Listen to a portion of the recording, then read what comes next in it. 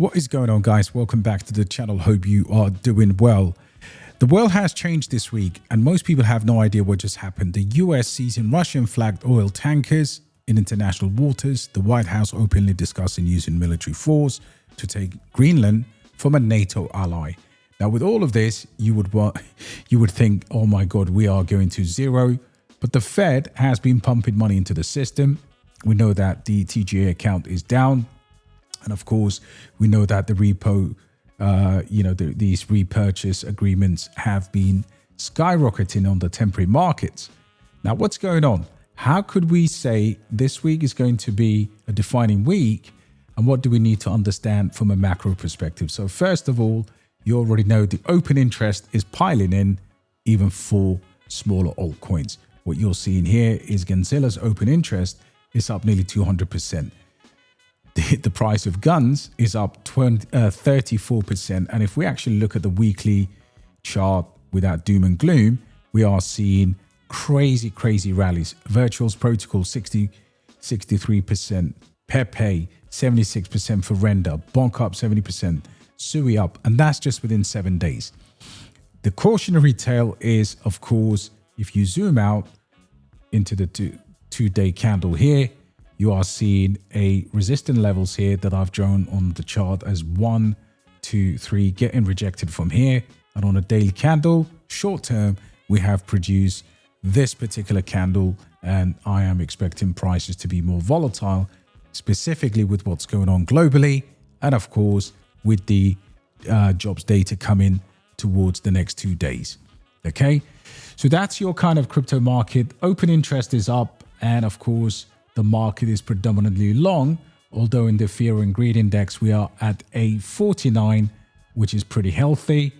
And of course, we have come back from the depths of these two previous lows back in March. And of course, back from October's manipulation candle. Whenever you see this, I've always said to people, this is a God-given opportunity to buy when the price is like that, because it is followed by a period of stabilization and a pump. And we have seen that. But what's going on here? United States seizing that tanker, of course, and with the subject of Greenland, it has allowed us to look at the risks as well as the opportunities. Now, I'm going to tell you at the end of this video why I think this is going to be so incredibly bullish. So you might want to give us a like and, of course, stay connected to us as we bring you this story. We are missing the biggest macro story of 2026. Okay. And this macro story, of course, started with the arrest of Maduro. And we just go back and see what's happening here exactly, so you understand we are not arriving at a place where we're just speculating anymore. Things are going to move, and the catalyst is going to be different this time. So last week, US forces captured Nicolas Maduro, and that led to a lot of people speculating as to why this was happening. And the answer was very simple for me. Malaysia wants to introduce a gold dinar to distance itself from the dollar, or what we call the petrodollar. And this is going to be key in understanding as to why these events have been racking up. Okay, so Maduro, unlawfully captured by the US, tried in New York. Trump saying America will run Venezuela. And then, of course, the administration walked that back. But he said we're talking about 30 to 50 million barrels of sanctioned oil being seized and sold in the black market. This isn't just about Venezuela. It's about establishing a new doctrine, American dominance in the Western Hemisphere. And Trump said, we never be questioned again. Now, of course, that brings us to this breaking story today. It's been all over the headlines, and this is the seizure of this Russian dark fleet sanction busting Panamanian flagged oil tanker. And initially the US started chasing it. The crew literally painted Russian flag. According to the laws of the seas, you cannot seize these ships in international waters. Okay, and this happened back in Christmas Eve when Russia formally registered it under its own flag. And of course, it asked the US not to board the ship. And they were escorting it. Russian officials said, look, don't pursue this. But the US seized it anyway. with the help of the UK. And Hexef said clearly the blockade of sanction and illicit Venezuelan oil remains in full effect anywhere in the world. They also said that a second tanker, the Sofia, in the Caribbean was also seized, carrying 2 million barrels of Venezuelan crude. Russia is calling this a violation of international maritime law, but there is the thing, the White House doesn't give a shit. They called the ship stateless and said that the crew will be brought to US for prosecution. This is pretty much unprecedented, okay? This is obviously breaking of all these kind of rules and norms and the decorum that's been in place since the Cold War, since international order post-1945 or the end of the Second World War. Now let that sink in. The US openly discussing territory, taking Greenland from a NATO ally and transferring it to the US. And this is pretty significant. Under Article 5 of NATO, it says an attack on one member is an attack on all members. Now, of course, the Democrats came out. Chris Murphy said that European NATO members would, of course, have to defend Greenland against the US. Stephen Miller came out on CNN and said, you know, he's basically questioned the legitimacy of the claims of Denmark. Now, Greenland is strategically critical. Its position between North America and Europe and the Arctic, of course, Putifig Space Base is also based there. It has rare minerals. The Arctic shipping routes, of course, opening up due to climate change, and Trump says it's covered with Russian and Chinese ships. 85% of Greenlanders think they want to remain either with Denmark or become independent. And they said then, you know, Greenland's not for sale. European leaders just issued a joint statement reaffirming Greenland's sovereignty. And this is key, right? This is absolutely key. So visually, this is where this theater is happening right now. And, you know, you can't put anything past Trump. This is the most aggressive US foreign policy posture we've seen in decades, of course, and it's happening right in the middle of the peace talks with Ukraine. According to Zelensky, 90% of potential peace deal has been agreed. The coalition of the willing just met in Paris. That's 35 countries, 27 heads of states. And this is ultra bullish, and I'll tell you why in a minute. The UK and France have signed a declaration to deploy troops, of course, and after the Ukraine ceasefire, they're going to call it quote-unquote military hub. These are protected facilities for weapons and equipment, okay? Jared Kushner then came out, of course, son-in-law of Trump, and said this is a real milestone in achieving peace. Now, this is the bullish thing, guys. Russia still hasn't agreed to anything. Putin has ruled out NATO troops in Ukrainian soil, but the framework is coming together. There's a talk of 15-year security guarantee and a 680 billion euro reconstruction package for Ukraine. Here's why it matters to you and I. Ending the Ukraine war will be the single most deflationary act for European energy.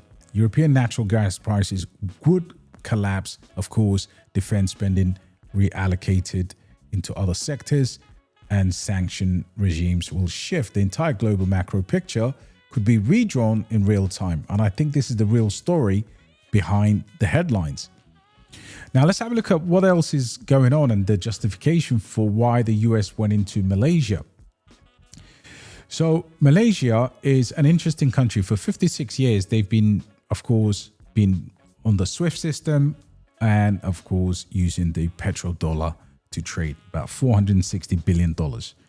And they pay 4% on that to middlemen, to Western hedge funds, exchange rate mechanisms, and other factors.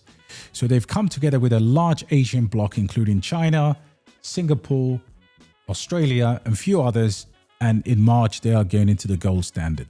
Now, in 2024, Janet Yellen made multiple trips into Asia to address the dollar's strength.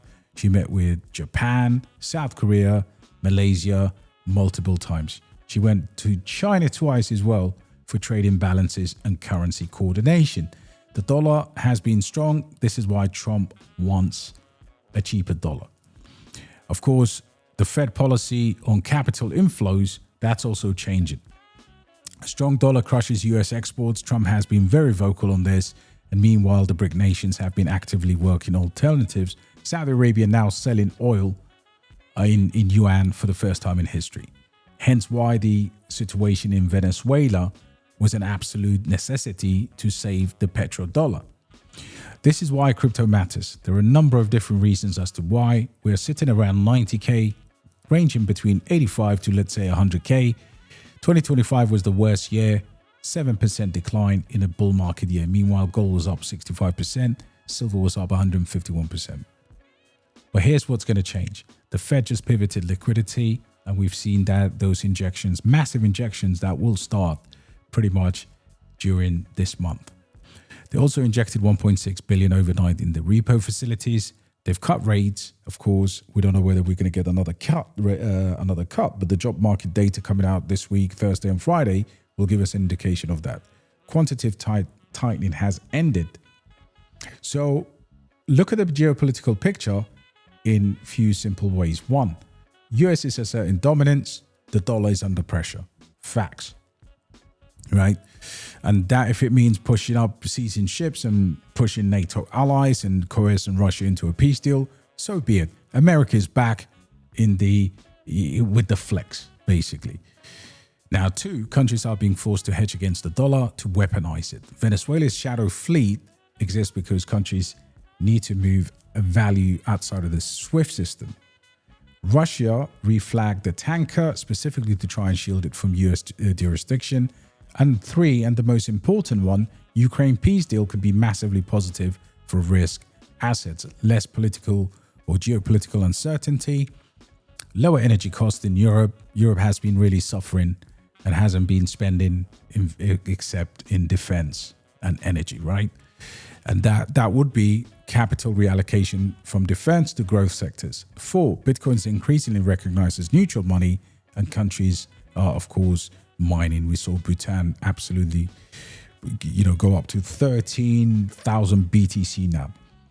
The structure of crypto market is shifting slowly and fundamentally with the Clarity Act. Of course, we do have a black potential dip.